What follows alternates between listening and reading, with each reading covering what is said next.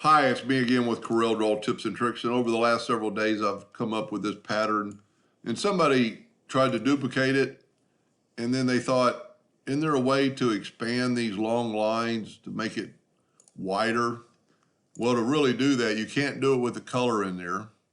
So you have to take your shape tool, and your shape tool can only pick, and even if you hold down the shift key and select more, it just doesn't work correctly.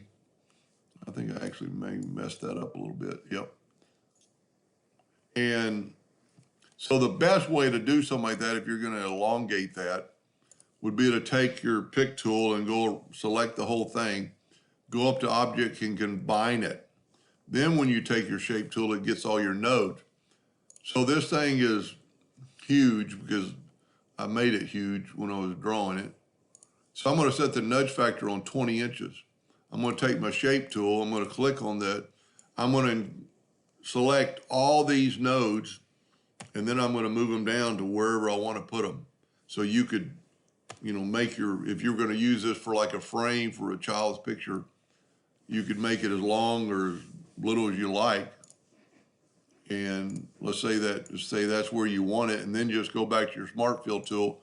And if you did like I was saying on my, using the document palette, take that red, fill in that red, go to the next color, which is an orange, which I still don't like, but they're too close together, but that's the way the original picture was.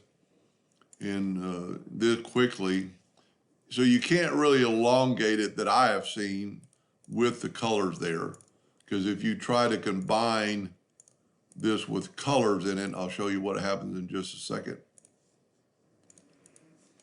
So if you try to combine this, if you're going to change it and go to Object and Combine, it combines because it takes all the color away.